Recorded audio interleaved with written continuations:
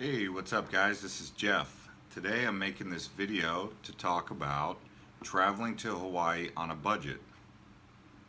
I realize Hawaii is expensive. It costs a lot of money to get here. If you're coming from Los Angeles, say, a ticket one way is anywhere between $300 to $500. I say $300 on the low end because it can be done. But, on average it's about $400. If you're coming from another place farther away than Los Angeles, obviously, add in the fees. So, if you're going to be paying a lot for airfare, if you're traveling with a family or traveling alone, there's some things that I can give you tips on that I know about that I wish I knew about when I first came to Hawaii. When I first came to Hawaii, I was paying all sorts of different up prices, whether it be on rental cars, hidden resort fees, hidden parking fees that I didn't think were going to be there that were there in the small print. Now, I don't typically read the small print, but some of you might, so shame on me, right? But just some things that you can keep in mind to travel Hawaii, the whole state, or multiple islands, or just check out one island in particular. First thing, let's talk about transportation. Transportation, the only way to go from island to island is by plane. Unless you have a friend with a boat, you're gonna have to fly a plane. They did away with the ferry. The super ferry that they highlighted on the Travel Channel or History Channel, they did away with that. There is controversy behind that because they say that the super ferry was ripping up coral reefs and doing damage to the ecosystem, yet oddly enough they still bring in super barges and cruise ships. So a cruise ship doesn't do any harm, but a barge ferry does, I guess. I don't know. Now, as far as airlines go, you will save money if you search for Mokulele Airlines. It's an island hopper. It's a prop plane. It's maybe seats about 10 people. One row and one row, about 5 and 5, maybe more. I don't know, depending on their limitations. It's an island hopper. You can do inter-island travel anywhere between $75 to $100. You can also fly on Hawaiian Airlines, which is another cheap airline. And you can check with American and United because they do filler flights, because if they're going from Lanai to Honolulu, they might have to land in Maui to fill up and then go. They do stuff like that. Whoever the airline is. Lanai is not a really good example. Maybe Kauai to Oahu to Maui, something weird like that. But check out Mokulele, okay? So, what else do you have? Transportation, buses. Here on the Big Island, for example, you might not need a car because if you're staying in Kona, you can walk, you can take the trolley around Kona, and then you can do that for a day, and then you can get on the bus for $2 and go to Hilo side. And on Hilo side, you can, figure out ways to get around without a car too. There are buses that will take you from Hilo to Hamakua. It's called the Helion Bus. Okay, so HELE -on. That's $2. It's just one way. I took the bus from Hilo to Kona when I wanted to save money, and I didn't have the convenience of a car, but I was still getting around on a bus. Just don't pack heavy loads, don't try and bring 5 different duffel bags on that bus. When you travel to Hawaii, bring one big duffel bag maybe, if you can, or in a carry-on. It's not about being that. If you're the type that's going to carry 5 different bags, you're probably not watching this video anyway. Because you're going straight to the Marriott, straight to the Hilton, straight to the pool bar. You're here to really get it in, and your budget if you're packing 5 bags is out there, right? All right, so on other islands like Maui, they have a bus. Now, the bus on Maui, you can't bring big bags on the bus, but you can rent a car for cheap. Oahu, same kind of deal. You have to pre-plan it, but you can catch a bus straight from Honolulu Airport. I'll tell you right now, if you find yourself in a situation where you have to take a taxi cab, be prepared to pay anywhere from $50 to $60 each way. In Oahu, most of the hotels do have shuttles. They have some on the Big Island and they have some on Maui, these shuttles for the bigger resorts. You know, where they basically, you pay 15, the other person pays 15, another person pays 15, and they make their money, and you tip the shuttle driver, you know. And that's another thing you can do besides the highest end is going to be paying $60 for a cab ride to the airport. Because by that point, I mean, for $35 a day, you can rent from Enterprise Rental Car.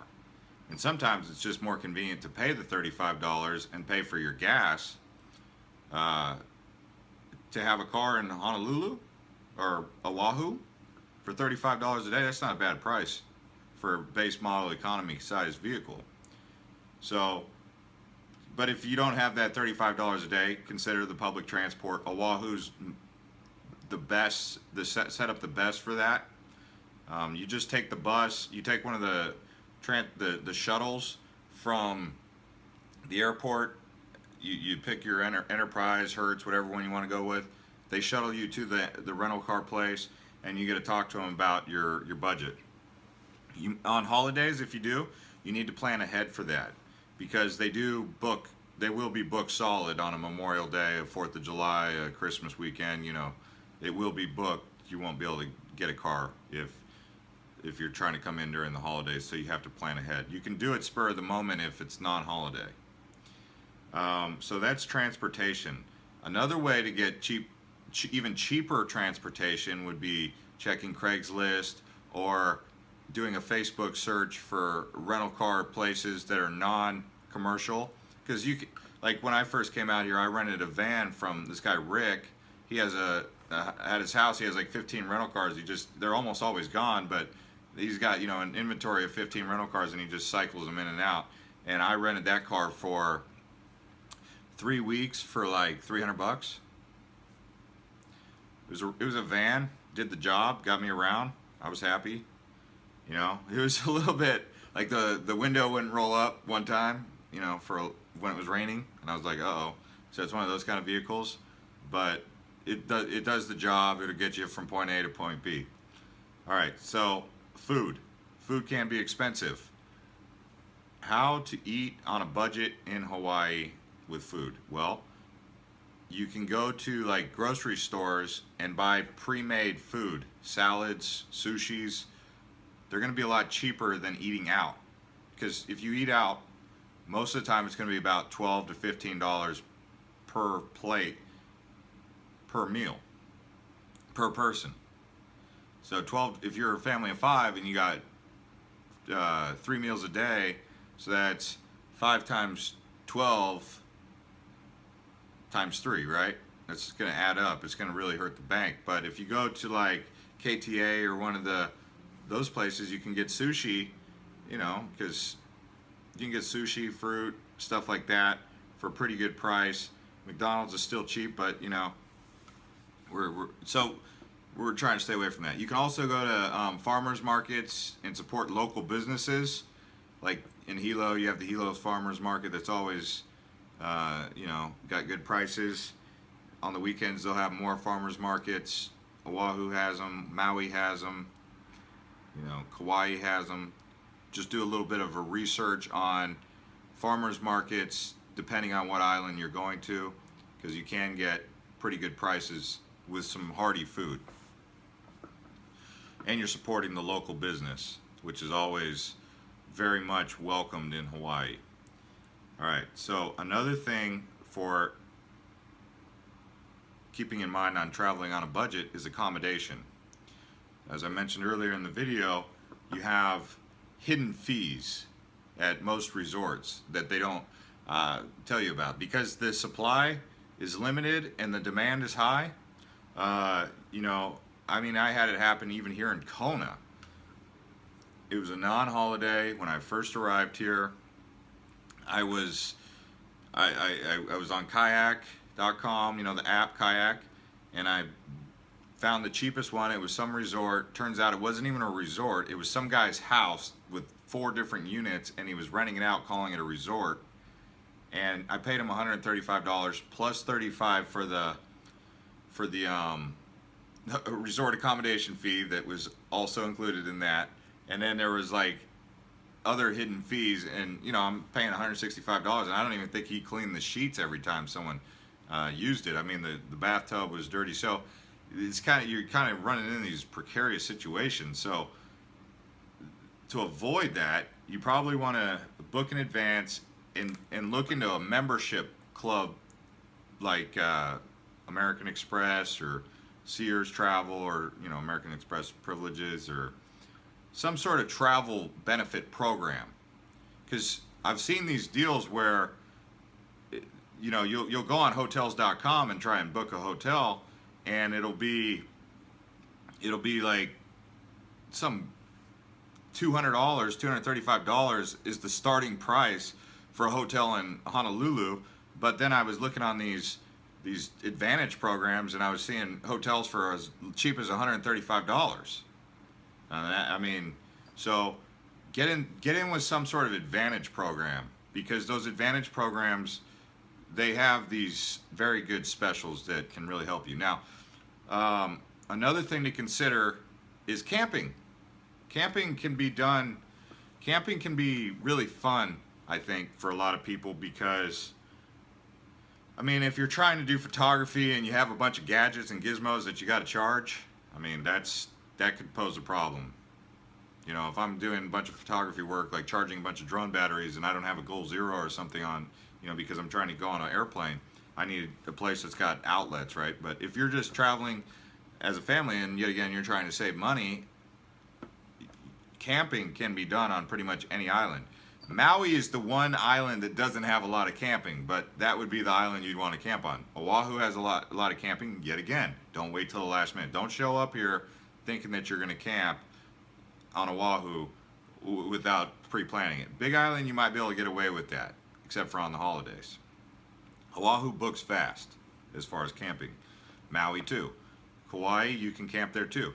There's some off-grid camping where I'm not going to get into that, because technically you can't camp there, but there are places where you can camp without actually even having to get a permit. But you will need a permit, and you need to pay attention to what that permit requirements are depending on each campsite, because some campgrounds they charge per person per car, and you know, you might be thinking, well, it was just I thought I was just paying for the permit for the campground. I didn't know I was paying per person or per car, you know, so they'll sneak that in on you too. And it's not, I don't know if it's necessarily that they do it on purpose to be sneaky. It's that it's there and you got to abide by it. So the next thing about saving money is tours and travel. So, or tours and, yeah, just basically tours and getting around that way. I recommend tours. They can be expensive, but they can also save you money and hassle.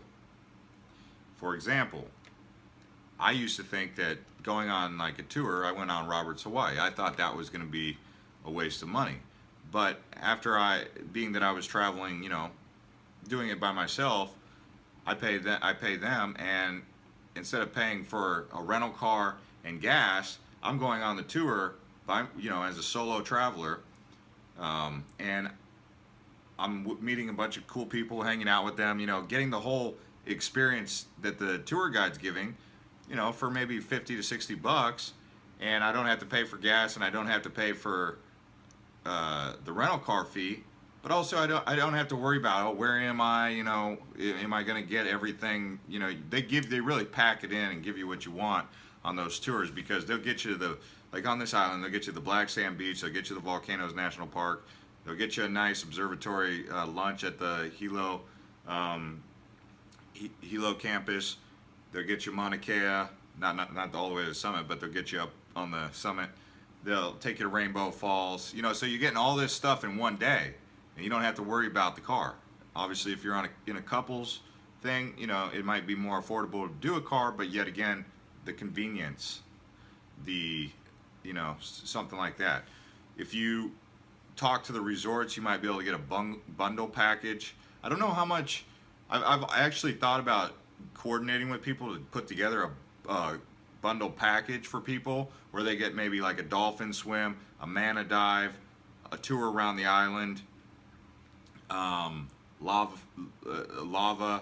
and maybe, yeah, those 4 things, and something where you get the bundle, but you get the deal, and it's good for the tour companies because they're getting the volume that keeps them in business, because sometimes they got to charge a lot because the volume might not be there, and then sometimes the volume is there and they don't need any extra business, so then they say we're booked solid anyway, you know. So it's kind of one of those things. But I was thinking about putting together a bundle package, because I think that's what I would want. I don't know, you guys can comment on the bundle package, but that's pretty much traveling on a budget. I hope there's stuff in here that in this video that helps you guys, because Hawaii, it does add up fast. I mean, between food, accommodation, transportation, entertainment. Oh, okay, I didn't mention this, but I can mention this. There's a lot of free entertainment here on the island. You don't need to pay money to go to many beaches. Outside of Hanauma Bay, you pay for the state refuge, you know, the sanctuary, the fish, protective environment, $7.50 at Hanauma Bay. But, you know, there's many beaches all across here that you don't have to pay anything for. You know, you might need a snorkel, which you buy at CVS. But most of the beaches are free. Most of the hikes are free. Volcano National Park, you pay the park fee. That's about it. And, you know, a lot of places are free entertainment. I mean, yeah, the tour, I just mentioned the tours as being cool. I guess that's kind of like VIP status, but I like the tours because if you don't know a lot, you can really discover some valuable information that could prepare you for maybe a next visit. But if you do your research, you don't really need a tour guide ever. You know, you can do your research and ask me questions. I know of places just by doing travel. I mean, just by getting around. I mean, I've gone to 4 different islands. I've been to I live on the Big Island. Been to Maui a couple times. I've been to Oahu a few times. I've been to Kauai once, but Kauai is a small island, so it's not like hard to circumnavigate. But yeah, go ahead and subscribe to this channel. I'm going to be doing some more traveling around the world. I know I've said that in a couple videos, and you guys are wondering, well, when are you going to start traveling? It's going to happen. I'm still in Hawaii. I'm still building things work-wise, but I'm going to be doing some traveling, and there will be some more blogs if you guys want to follow what it is that I'm doing, because I'm going to be documenting it for you guys. I've been to a lot of places already. Like I said, I've been to Thailand, I've been to Europe, I've been to Australia, New Zealand. So I mean, I'm going to be going back into these areas for a second go around with already experience and knowledge about these places. I've never been to Africa. I would like to go to Africa. I don't know when that's going to happen. I've never been to India either. I've been to China, and I'm going to go back to China. So yeah, if you like hearing these experiences, you can either live vicariously through me, or you can get motivation and inspiration through this channel. And thanks for watching.